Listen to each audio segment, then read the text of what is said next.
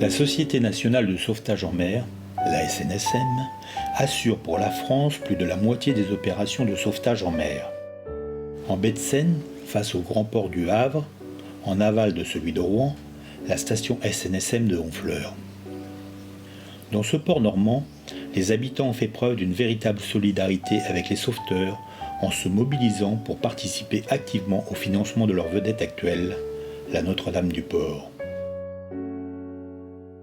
Cette solidarité prend racine en 1848 avec la mise en place d'un service de sauvetage sous l'égide de la Chambre de commerce. À cette époque, les marins portent secours à la rame et à la voile. Le 12 août 1857, l'empereur Napoléon III décide, par décret, de la création d'une station de sauvetage suite au naufrage d'un brick anglais, le Endeavour. Le premier canot est acquis en 1883 et depuis les embarcations se sont succédées jusqu'à l'actuelle vedette de première classe, la Notre-Dame-du-Port.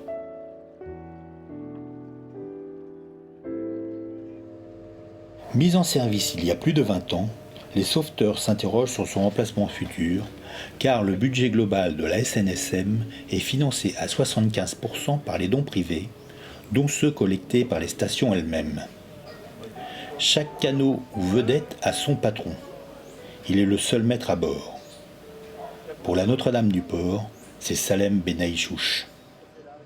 Je suis patron titulaire de la vedette depuis maintenant 10 ans. J'ai pris la succession derrière Adrien Harel et Christophe Martin. Et mon rôle, c'est d'organiser les opérations de sauvetage. Nous, on est appelé par le Cross Jobourg, en fait, qui dirige les moyens à mettre pendant les opérations, c'est-à-dire s'il y a besoin de bateaux, d'hélicoptères ou de Zodiac, c'est le Cross qui décide. Et nous, on est appelés tous par téléphone, et à partir du moment où le Cross nous déclenche, on doit répondre dans le quart d'heure qui suit à l'appel téléphonique et partir en mer, faire l'intervention, quoi. Portant le nom de la statue qui domine le porche de la lieutenance du Vieux-Bassin, la vedette vit grâce à son équipage que présente le président Jean-François Guénelec. On est 18 au total. Il y en a un qui ne peut pas naviguer parce qu'il est trop âgé, mais il nous donne un bon coup de main puisque c'est un excellent mécanicien et un bon soudeur. Donc de ce côté-là, on a de la chance. Et il y a une dame qui est trésorière, qui n'embarque pas bien sûr, donc ce qui fait qu'on est 16 embarqués. 16 embarqués, donc à savoir que la vedette, si on part en intervention, le minimum d'équipage c'est 6 normalement, et le zeppelin c'est 3. Donc si on part avec les deux moyens, ça fait 9 personnes. Ça fait presque 50% de la station qui peut être mobilisable, quoi. À savoir qu'ici il n'y a pas de deux équipages, c'est les 9 premiers qui arrivent qui vont partir. Ou plus s'il faut, mais bon.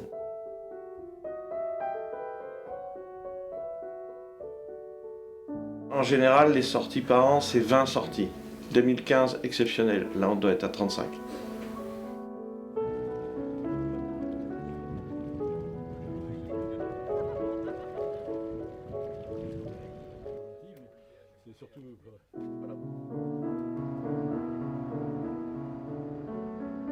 Le souvenir moins marquant que j'ai, c'est qu'on a récupéré une fois 4 personnes dans des conditions un peu difficiles, qui étaient échouées sur des bancs et qui se faisaient très très malmener.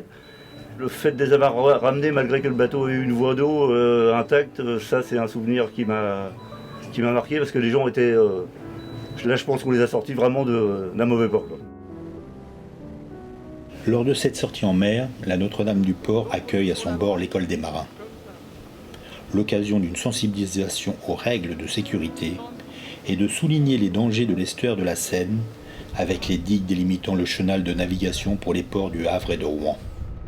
Dès qu'on a plus de 5 mètres d'eau, on commence à envisager aller par là.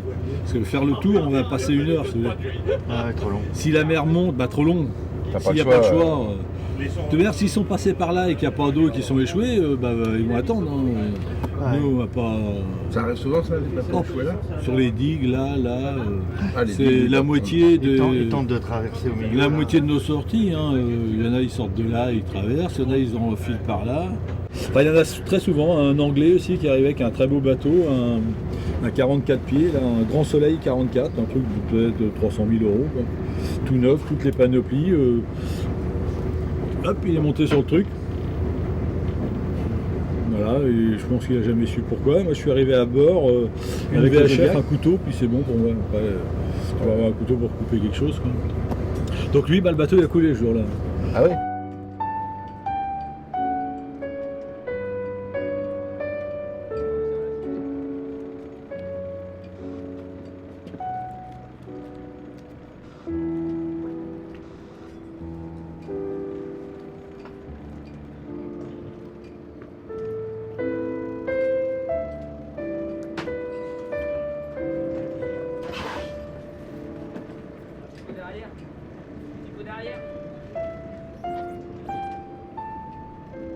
De retour à la station, le président poursuit la présentation des moyens dont il dispose.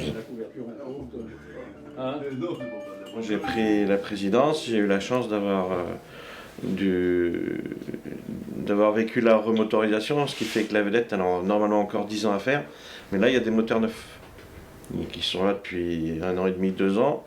Ils ont 200 ou bien 300 heures de marche là pour le moment. Et là on vient de toucher un nouveau semi-rigide qui s'appelle Président Vengeon, qui est plus grand que le précédent et plus puissant puisqu'il fait Il était plus grand que mon grand-père. 115 chevaux et 6,10 m. Financièrement, il faut qu'on continue à économiser parce que dans 10 ans, quand on voudra remplacer la vedette, là, on en aura pour 1 200 000 € à peu près. Donc il vaut mieux qu'on ait de l'argent de côté si on veut avoir le quart. On peut vendre des écussons. Et avoir des bons donateurs.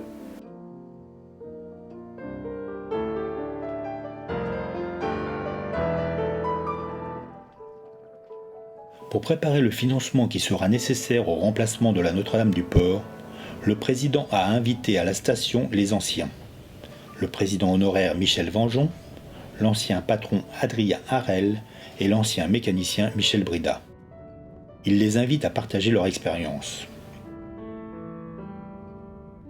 En 1992, ils avaient réussi à mobiliser Léon Fleuret pour financer une nouvelle vedette. Un accident maritime en 1985 est à l'origine de la mobilisation. Le canot de la station, le Fernand de Wegmann, avait été éperonné le long de la jetée de l'Ouest par un cargo sortant du port de commerce. Hors service, il devait être remplacé.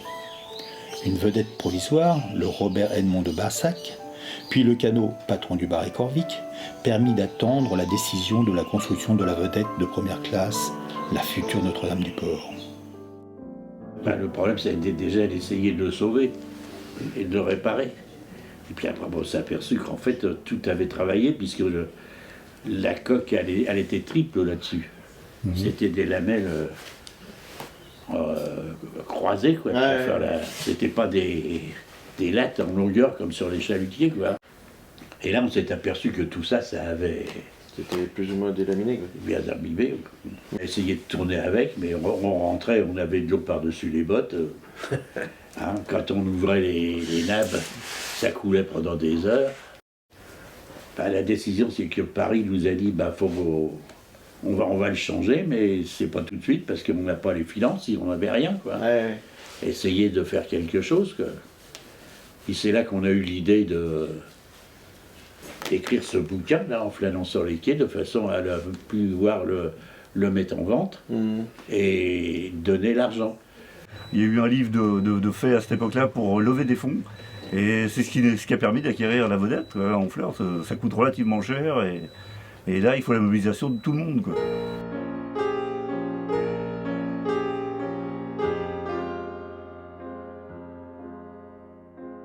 On a dit avant qu'il soit fait, le bouquin, que le don serait fait à la SNSM.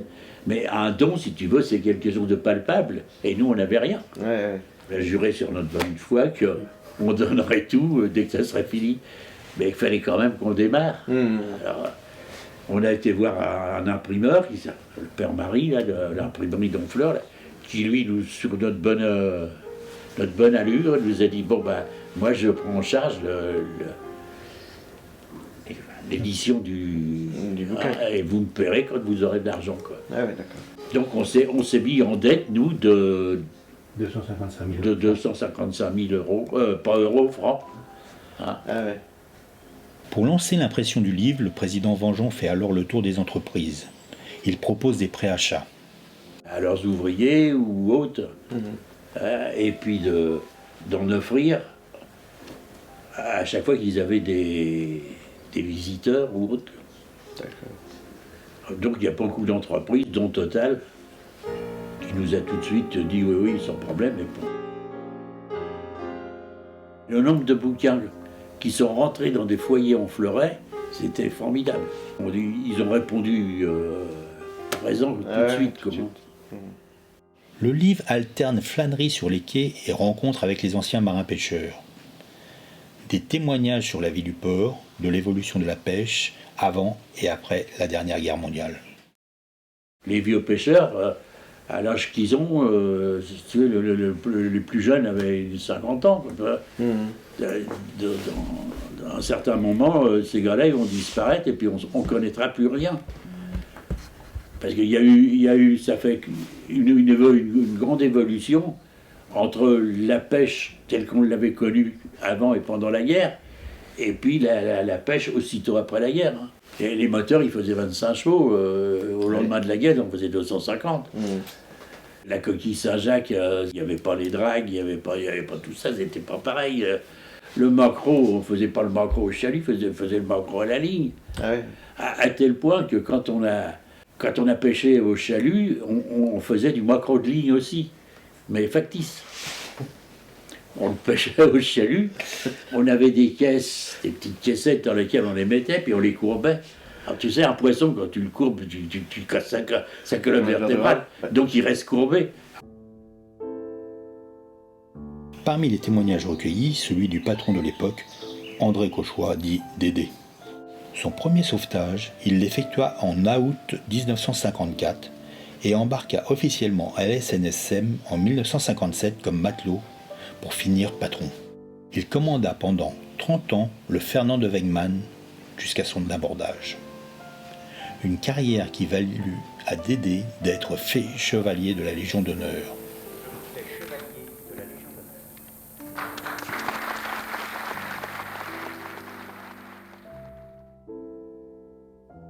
Les 4000 exemplaires du livre furent vendus en moins d'1 an. Maintenant, on a à peu près la certitude de pouvoir la payer, cette vedette. On a dit oui, mais attention, on l'a fait à Honfleur.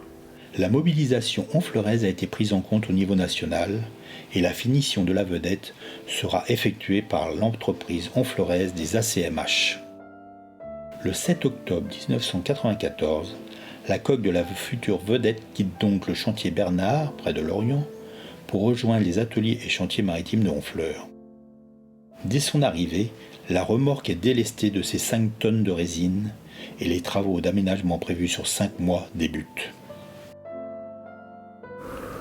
On a eu la chance de pouvoir faire ça en Honfleur parce qu'ils travaillaient le plastique. Les chantiers maritimes, maintenant ils font des boîtes là, pour les missiles, mais avant ils faisaient des chalutiers. D'accord. Et quand la vedette est venue là, ils en étaient au 10e ou au 15e chalutier qu'ils avaient fait. Quoi. Sous la conduite du président Michel Vengeon et du patron André Cauchois, les membres de la station suivent de près les interventions sur cette coque de 13,30 m de long et de 4,20 m de large. Les moteurs permettront d'avoir une vitesse de 22 nœuds, soit 40 km/h, permettant de doubler la rapidité d'intervention. Vous enlevez la porte? Ils verront, ça va là. C'est la grue qui arrive. Ils enlèvent la porte pour la sortir. Pour la sortir parce que C'est trop haute. J'étais courant alors que la porte soit ouverte. Oui, pour les chalutiers, ça, ils ont construit les gros chalutiers, ils ont été obligés de faire ça. C'est quand même assez spectaculaire de voir la porte foutre le camp comme ça.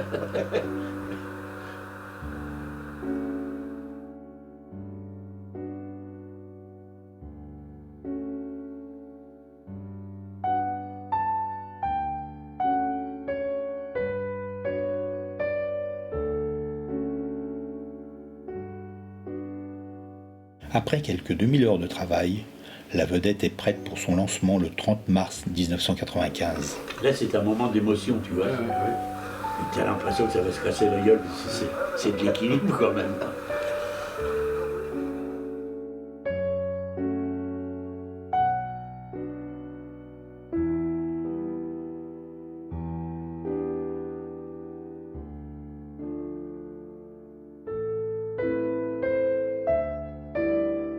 Mise à l'eau dans l'avant-port, elle est remorquée par le patron du Barret Corvic. Elle rejoint le bassin de l'Est pour les dernières mises au point avant sa mise en service.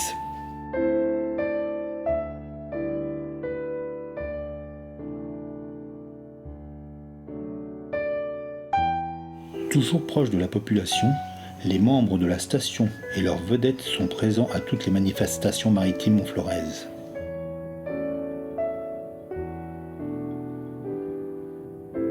À la fête des marins, célébrée depuis 1861, le week-end de la Pentecôte, la vedette est au cœur de la bénédiction de la mer. Un hommage au péri en mer qui se termine par la bénédiction de la flottille à l'entrée du port. Et le lundi, pour le pèlerinage à Notre-Dame-de-Grâce, la maquette de son canot, réalisée par Michel Brida, monte la côte de Grâce jusqu'à la petite chapelle où une messe en plein air est célébrée.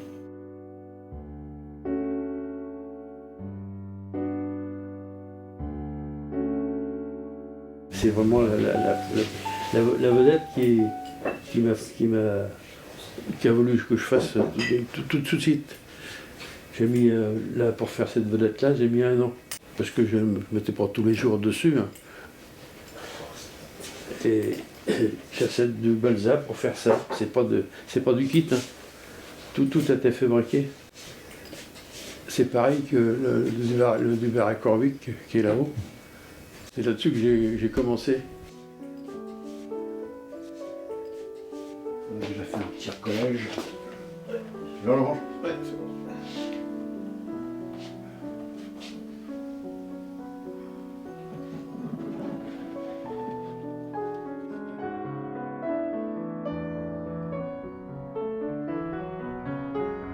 Après la fête à la crevette, et toujours dans cet esprit de communauté, c'est la Notre-Dame du Port qui a amené en 2015, dans le vieux bassin, le Père Noël pour les petits Honfleurais.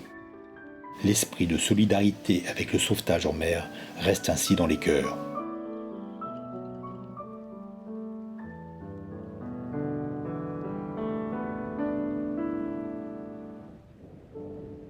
Association Loi 1901, la SNSM regroupe plus de 7000 bénévoles au service de la sécurité des personnes en mer et sur les plages, en France et outre-mer.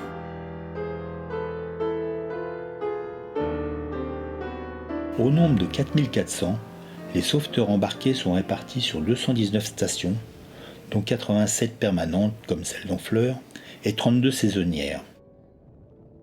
Ils appareillent sur demande des centres opérationnels de surveillance et de sauvetage, les CROSS, en moins d'1 quart d'heure, 24 heures sur 24, 365 jours par an et par tous les temps.